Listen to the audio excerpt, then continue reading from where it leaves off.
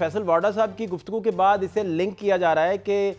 शायद इमरान खान साहब का मिलिट्री ट्रायल की तरफ बात जाए। मुझे नहीं लगता कि साबिक वज़ीर-ए-आज़म इमरान खान का कोई मिलिट्री ट्रायल होगा। साबिक ISI चीफ है फैज़ हमीद, उनका स्टेटमेंट मुमकिन है मेरी इत्तलात के मुताबिक शायद वो हो चुका है और उस स्टेटमेंट की रोशनी में जो 9 मई का केस साबिक वज़ीर-ए-आज़म इमरान खान के ऊपर चलना है उसमें वो स्टेटमेंट इस्तेमाल किया जाएगा। क्या हुआ है उस स्टेटमेंट में, क्या बात की गई है? उन्होंने कुछ वाकयात और कुछ हालात बताए कि जब वज़ीर आज़म थे इमरान खान तो उनको क्या हिदायत दी जाती रही हैं और वो क्या कैसे उन पर अमल दरामद करते थे। अकेले सिर्फ जनरल फैज सारा करते थे या जनरल बाजवा भी सेम पेज पे होते थे? और अगर ऐसा है तो गवर्नमेंट जो है वो रिलक्टेंट क्यों है? कुछ वुज़रा बाजवा साहब का नाम ले रहे हैं, कुछ नहीं ले रहे। इसमें कोई डाउट नहीं है कि लगवाया जनरल बाजवा ने उन्हें DG ISI या DGC पहले, लेकिन बाद में एक वक्त ऐसा आ गया था जब जो फैज हमीद जो थे वो देख रहे थे कि अगला जो प्राइम मिनिस्टर जो है, जो अगला फैसला है आर्मी चीफ का वो 2023 में इसी प्राइम मिनिस्टर ने यानी कि इमरान खान ने करना है, तो फैज हमीद साहब उनके करीब हो चुके थे और यही वजह थी कि फैज हमीद साहब को अपने पास भी वो रखना चाहते थे और फैज हमीद साहब को पास रखने के लिए 3 दफा उन्होंने एटलीस्ट जो मिलिट्री चाहती थी 3 दफा उन्हें पोस्ट आउट करना, वो तीनों दफा उन्हें रोका गया और फिर एक दफा तो जब मामला जिसपे तलखी हुई थी प्राइम मिनिस्टर की और जनरल कमर बाजवा की, वो ये मामला DG ISI की अपॉइंटमेंट ही था। 6 अक्टूबर 2022 को ये तलखी हुई थी और बाद में प्राइम मिनिस्टर की और जनरल बाजवा की टेलीफोन पे बात हुई थी और जनरल बाजवा ने ऑफर कर दिया था मैं रिजाइन कर देता हूँ और फिर बाद में ये भी उन्हीं मामलात में से एक मामला है कि जनरल बाजवा ने जो साबिक वज़ीर आज़म में इमरान खान को इंसिस्ट कर रहे थे जब कि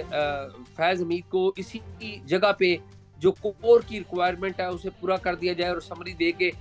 जो DG ISI की अपॉइंटमेंट है उसे कोर की अपॉइंटमेंट करार दे दिया जाए। तो इस पे जनरल बाजवा की और इमरान खान जो साबिक प्राइम मिनिस्टर उनकी फ़ोन पर गुफ्तगू हुई थी और जनरल बाजवा ने उनको कहा था कि मैं जो पाकिस्तान की जो फौज है या हमारी फौज जो है उसको पंजाब पुलिस नहीं बनने दूंगा। फैज हमीद के जो केस का फैसला आया है उस फैसले में पता लग गया है कि जनरल कमर जावेद बाजवा को इस सारे मामले में नहीं घसीटा जाएगा। जब फैज हमीद साहब को जिस काउंट पे सजा मिली, एक काउंट है मिस यूज ऑफ अथॉरिटी, यानी कि मिस यूज ऑफ अथॉरिटी का मतलब ये है कि फैज हमीद साहब अगर ये कहते भी हैं कि मुझे मेरे इंस्टीट्यूशन ने कोई हुक्म दिया था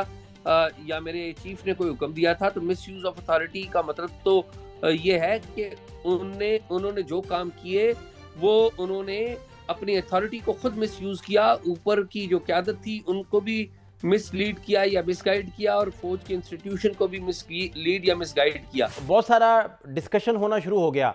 एक तो अब फैसल वाडा साहब की गुफ्तगू के बाद इसे लिंक किया जा रहा है कि शायद इमरान खान साहब का मिलिट्री ट्रायल की तरफ बात जाए या फिर वो कोई ऐसी बात मजीद कर दें कि 9 मई को लेकर जैसे उनको मास्टरमाइंड बताया जा रहा है, इस तरह का डिस्कशन भी हो रहा है। एग्जैक्टली क्या पीस ऑफ इंफॉर्मेशन आप मौजूदा हालात में शेयर कर सकते हैं? मुझे नहीं लगता कि साबिक वज़ीर आज़म इमरान खान का कोई मिलिट्री ट्रायल होगा। उसकी वजह यह है कि आलमी सतह पर जो मिलिट्री ट्रायल्स हैं उनकी कोई इतनी रिस्पेक्ट नहीं है। मिलिट्री ट्रायल के वर्डिक्ट की कोई इतनी वैल्यू नहीं है और पर्टिकुलरली जब आप एक पॉलिटिशियन के बारे में मिलिट्री ट्रायल करेंगे तो उसके बारे में बहुत सारे सवालात उठेंगे, पाकिस्तान में भी और पाकिस्तान से बाहर भी। मेरा ये ख्याल है कि जो साबिक ISI चीफ है फैज़ हमीद, उनका स्टेटमेंट मुमकिन है मेरी इत्तलात के मुताबिक शायद वो हो चुका है और उस स्टेटमेंट की रोशनी में जो 9 मई का केस साबिक वज़ीर आज़म इमरान खान के ऊपर चलना है उसमें वो स्टेटमेंट इस्तेमाल किया जाएगा और बहुत सारे और लोग भी हैं जिनके स्टेटमेंट ले लिए गए हैं जो वक्त आने पे ये बताएंगे जब 9 मई का फॉर्मल जो केस है साबिक वज़ीर आज़म के खिलाफ शुरू होगा। अच्छा, वो स्टेटमेंट में क्या डिस्कशन है, क्या हुआ है उस स्टेटमेंट में, क्या बात की गई है? कुछ और भी आप शेयर कर सकते हैं? फहद, मेरे इल्म में नहीं है कि एग्जैक्टली क्या बात है, लेकिन जो इम्प्रेशन हमें बताने वाले बता रहे हैं, इम्प्रेशन उसका ये है कि उन्होंने कुछ वाकयात और कुछ हालात बताए कि जब वज़ीर आज़म थे इमरान खान तो उनको क्या हिदायत दी जाती रही हैं और वो क्या कैसे उन पर अमल दरामद करते थे। ये कुछ बातें हैं, ज़ाहिर है इसकी डिटेल्स अभी वो शेयर नहीं, कोई भी शेयर नहीं कर रहा। सिविलियन गवर्नमेंट के पास इसके बारे में कोई डिटेल्स नहीं है, लेकिन जो थोड़ी बहुत एक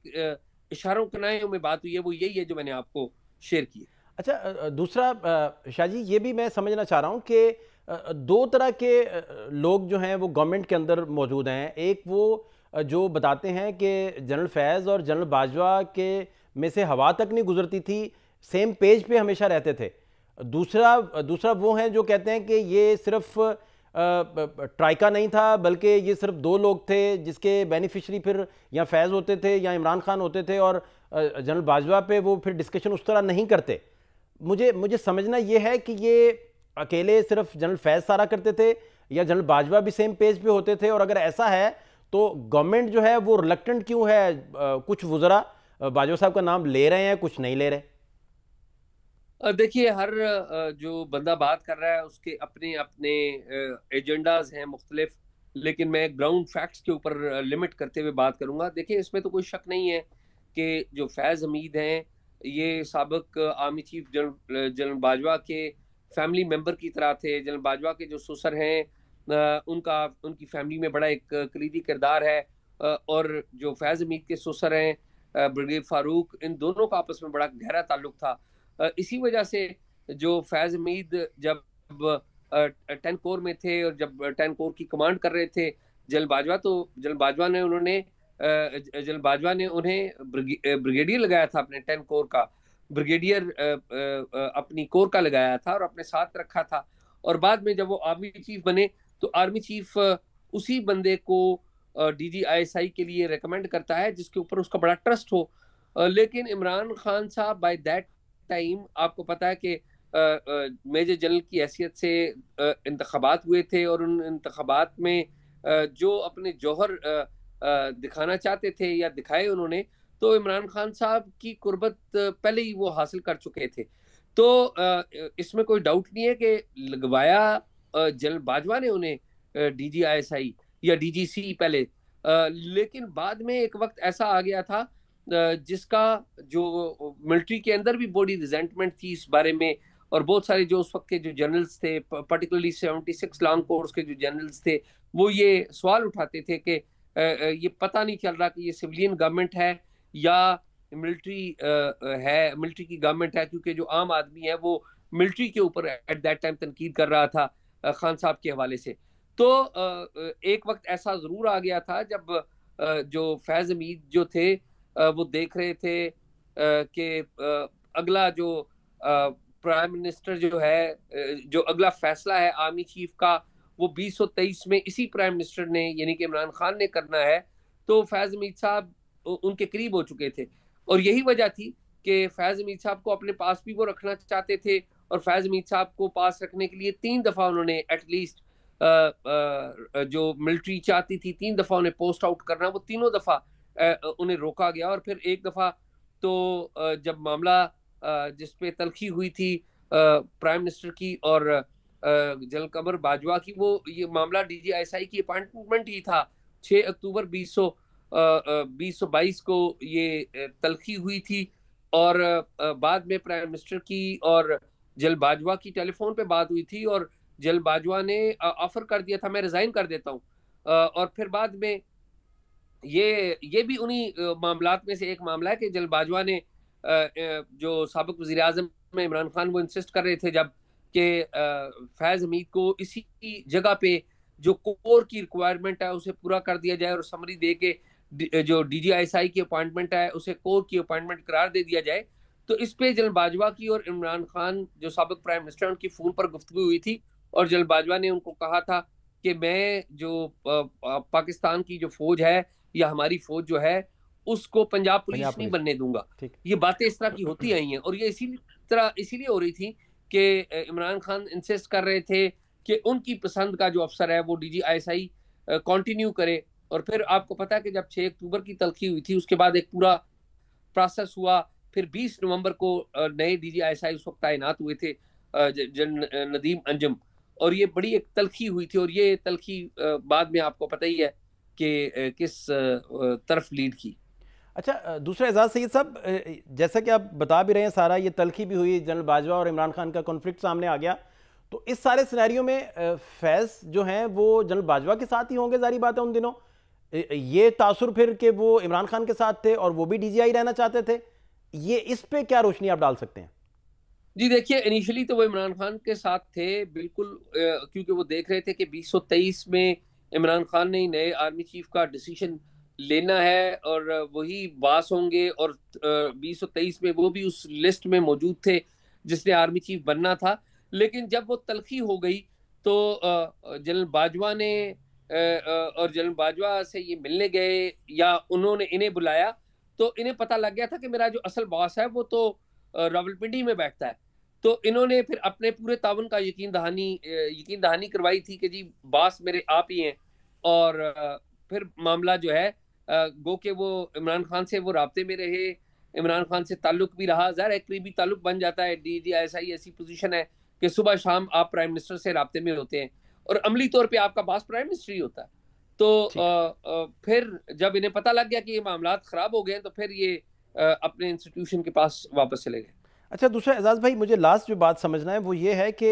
गवर्नमेंट कहती है कि आखिरी 8-10 दिनों में हमें डायरेक्टली टेक ओवर की धमकियां तक जनरल बाजवा साहब की तरफ से दी गई। फिर लेटेस्ट जो स्टेटमेंट ख्वाजा आसिफ साहब का आया, उन्होंने कहा कि एक तो सहर शमशाद मिर्ज़ा साहब के लिए, आर्मी चीफ के लिए लॉबिंग की गुफ्तगू तो होती रही, ये कुछ रिपोर्टेड फैक्ट्स हैं जो आपने भी रिपोर्ट कर रखे हैं, लेकिन जो ख्वाजा आसिफ हैं उन्होंने जनरल फैज़ का नाम भी शामिल किया कि जनरल बाजवा चाहते थे कि जनरल फैज़ को ही चलें आर्मी चीफ लगा दें।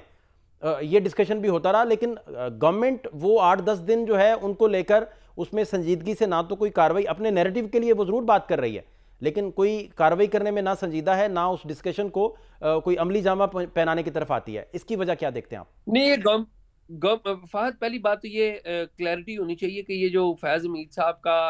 फैसला है कि उनके खिलाफ का तादीबी कार्रवाई करनी है, वो सिविलियन गवर्नमेंट ने नहीं की हुई। इस बात का फैसला जो फौज की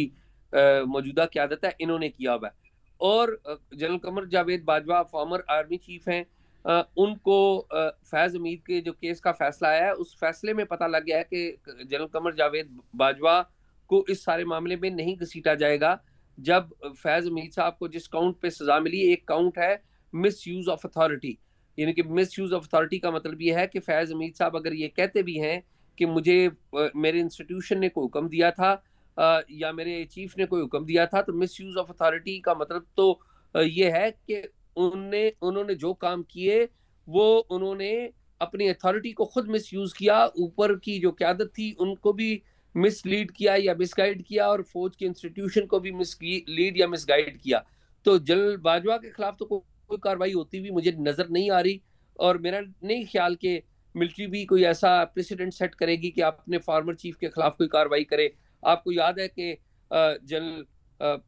जो आर्मी चीफ थे, फार्मर मिलिट्री डिक्टेटर थे जनरल परवेज मुशर्रफ, उनके खिलाफ कार्रवाई का एक माहौल बना था। और बाद में जिस गवर्नमेंट के दौर में वो हुआ था, जिस प्राइम मिनिस्टर के दौर में हुआ था, उनका क्या हुआ वो मुझे भी और आपको भी पता है।